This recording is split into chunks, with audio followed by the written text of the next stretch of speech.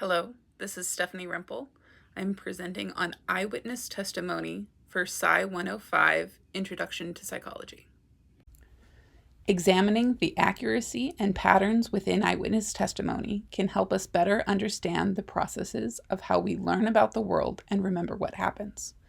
Eyewitnesses use multiple forms of memory before the details of the event are ultimately physically recorded. Events must pass from the eyewitness's working memory or immediate short-term recognition to episodic memory or remembrance of a past event. Eyewitness testimony depends on the brain's natural process of encoding, storage, and retrieval of memory to accurately convey the details of an event. Unfortunately, because of the high-stakes legal consequences riding on the account's reliability, tendency toward human error has resulted in many false convictions. Common mistakes in testimony can result in two types of variables. System variables are when those in the criminal legal system attempt to obtain an accurate account of events, and the methods they use in doing so lead a witness to altering the details. Estimator variables, on the other hand, are factors outside the legal system that may contribute to inaccurate reporting. In the United States, perpetrators are often identified through photo spreads. Ideally, these should show pictures of multiple people, all who fit the known description of the criminal, but most of whom are foils or fillers known to be innocent. In a fair lineup, each person is equally likely to be chosen given publicly available information, but system variables can be introduced if interviewers make it obvious which person they would like the witness to pick. Interviewers can also introduce system variables through the ways they phrase their questions. When it is assumed within a question that a certain object exists and that they should have made observations about it, a subject can create a memory. Misinformation can come from either leading questions in the interview or social situations in which multiple witnesses speak after the crime. The misinformation effect is a studied phenomenon where exposure to misinformation after the event contaminates the subject's memories. Groups can form a new story or collective memory about the events that just have happened. Studies have shown that there is a 45% drop in accuracy when eyewitnesses discuss what they have seen. Police can separate witnesses and use caution in interviews to reduce these system variables.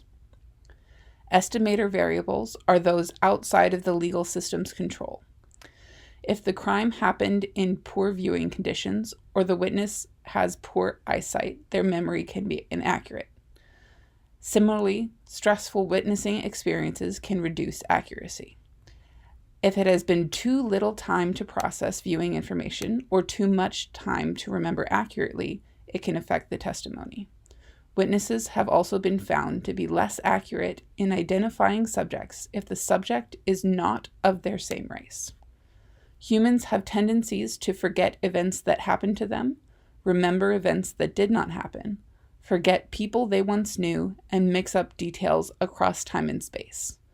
The tip of the tongue effect refers to the phenomenon where witnesses are close to remembering something but cannot quite put words to their memory.